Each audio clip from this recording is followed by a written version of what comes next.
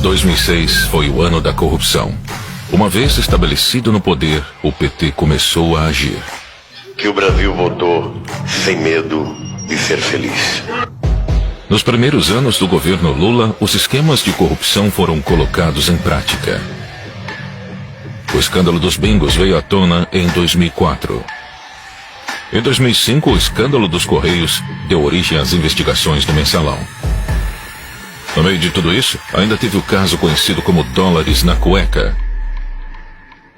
Em 2006, a máfia dos sanguessugas desviava dinheiro destinado à saúde.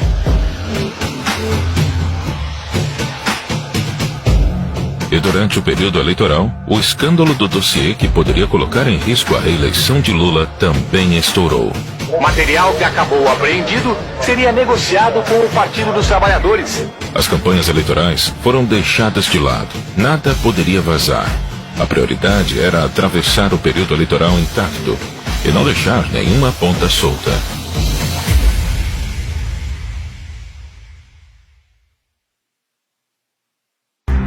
Com o PT no poder, a esperança do brasileiro era de mudança. E a mudança aconteceu, mas só para os seus aliados políticos. Antes de Lula ser eleito, aconteceu a crise dos bingos. Valdomiro Diniz, na época presidente da Loteria do Estado do Rio de Janeiro, foi pego extorquindo empresários para enriquecer o PT. Um dos extorquidos, o bicheiro Carlinhos Cachoeira, gravou Valdomiro pedindo propina e garantindo em troca o monopólio de loterias virtuais.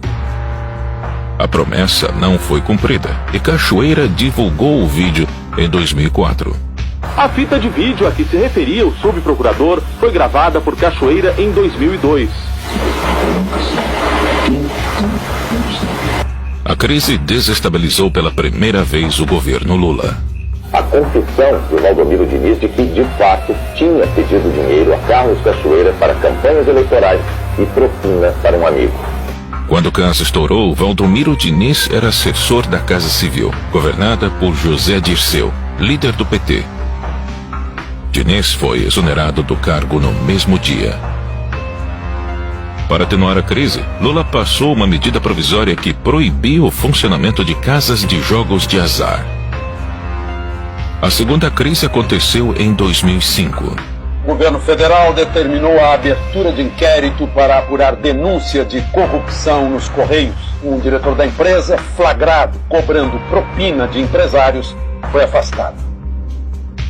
A gravação mostrava Maurício Marinho, diretor dos Correios, recebendo propina de empresários em troca de favorecimento em licitações.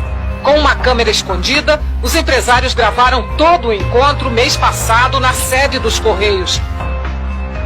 Na gravação, ele explicou o esquema de corrupção e afirmou que tinha autorização do então presidente do PTB, Roberto Jefferson, para realizar a fraude.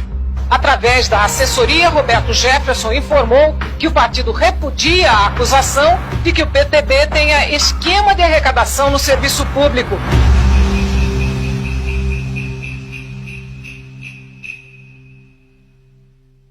Quando investigado pela CPI dos Correios, Roberto Jefferson abriu a boca. Cabe agora a Roberto Jefferson esclarecer o que diz, o que sabe e o que quer. Maior esquema de corrupção que eu vi nos últimos anos. Que a estatal desviava 3 milhões de reais por mês para o PT. O mensalão foi exposto. Jefferson afirmou que as estatais foram a fonte de dinheiro do mensalão. Licitações, cargos e indicações impulsionaram o esquema de corrupção. Quais são as joias da coroa, digamos assim, da administração federal? Petrobras, Furnas, Eletrobras, os fundos de pensão. Roberto Jefferson apareceu para depor. Chegou mostrando um hematoma no rosto, consequência de um acidente doméstico. Desconfie de quem não ouviu falar no mensalão. Ou se omite por medo de enfrentar o que eu estou enfrentando aqui, ou recebe. Roberto Jefferson lançou acusações graves contra o governo. Afirmou que o PT pagava mesada para deputados de partidos aliados votarem a favor de projetos do governo. Ele fez de tudo para as investigações não chegarem ao nome de Lula. Ô Zé Dirceu, se você não sair daí rápido, você vai fazer réu um homem inocente que é o presidente Lula. Rápido, sai daí rápido, Zé. Pra você não fazer mal a um homem bom correto, que eu tenho orgulho de ter apertado a mão. José Dirceu foi a testa de ferro do caso. Coloca o então ministro-chefe da Casa Civil em posição central, posição de organização e liderança da prática criminosa. Ele era a principal liderança do governo petista e aceitou ser responsabilizado por toda a articulação do esquema para salvar o presidente. O esquema envolvia também o tesoureiro do PT, Delúbio Soares, e o publicitário do governo, Marcos Valério. E assim surgiu a figura de Marcos Valério, e que seria o responsável pelo dinheiro do mensalão. O encontro de José Dirceu com o presidente do DMG, acompanhado de Valério e Delúbio Soares, ocorreu no dia 20 de fevereiro de 2003. Lula brincou de ator e fingiu surpresa com o caso. Estou convencido que esse negócio de mensalão me cheira um pouco a folclore dentro do Congresso Nacional. Pode ter outro tipo de coisa que os deputados podem saber, mas eu não acredito que tenha mensalão. José Dirceu, da Casa Civil, foi o primeiro a deixar o ministério. Não me considero fora do governo, me considero parte integrante do governo.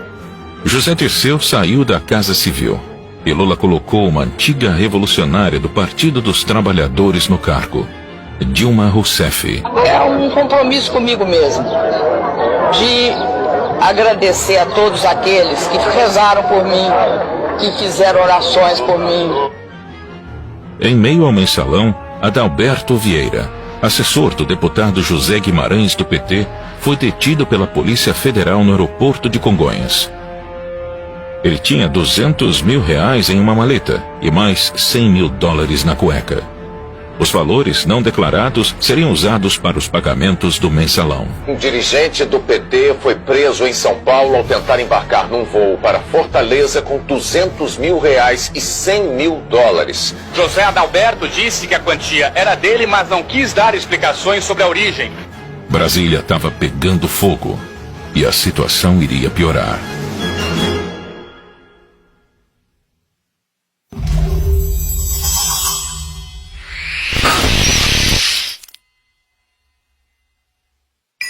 Na Operação Sanguessuga foram cumpridos 46 mandados de prisão contra políticos e assessores. A acusação era desvio de verbas do orçamento da União por meio da compra superfaturada de ambulâncias por prefeituras. Em maio de 2006, a Polícia Federal iniciou a Operação Sanguessuga. Deputados federais de vários partidos foram denunciados por ganhar dinheiro com superfaturamento de ambulâncias. Segundo a Polícia Federal, a movimentação financeira total seria de cerca de 110 milhões de reais. Além dos deputados, o esquema de corrupção envolvia órgãos do governo federal, prefeituras e empresas privadas. A comissão investigou 87 deputados e 3 senadores e pediu o indiciamento de 72 parlamentares, mas nenhum foi cassado. A máfia dos sanguessugas teve início na gestão do ministro da Saúde da época, José Serra. Em Cuiabá, a Polícia Federal abriu inquérito sobre a origem do dinheiro encontrado com Gedimar Pereira Passos e Valdebran Padilha. Os dois devem ser transferidos de São Paulo para Cuiabá ainda esta noite. Devem depor a Polícia Federal e ao Ministério Público Federal. Faltando um mês para o primeiro turno, outro escândalo surgiu. Os petistas Valdebran Padilha e Gedimar Pereira foram presos com R$1.700.000 no Hotel Ibis, em São Paulo. Valdebran Padilha se hospedou neste hotel na quarta-feira da semana passada. Ele revelou à Polícia Federal que naquele mesmo dia recebeu de Gedimar Passos o total de R$1 milhão. O restante do dinheiro só seria entregue depois que o dossiê chegasse a São Paulo. O pagamento estava combinado para sexta-feira até a hora do almoço e o negócio seria fechado no quarto do hotel. A dupla ia usar o dinheiro para comprar um dossiê que comprovaria o envolvimento de Serra e Alckmin com a máfia dos sanguessugas. As imagens mostram o então ministro da Saúde, José Serra, numa solenidade pública de entregas de ambulância. O material que acabou apreendido seria negociado com o Partido dos Trabalhadores. Quer dizer, de onde veio esse dinheiro? Quem são as pessoas? Qual era o propósito? Porque isso está contra as regras da normalidade do jogo democrático. O dossiê seria entregue em São Paulo para Valdebran Padilha, filiado ao PT, e arrecadador de campanha em Uai, seu app de vídeos curtos.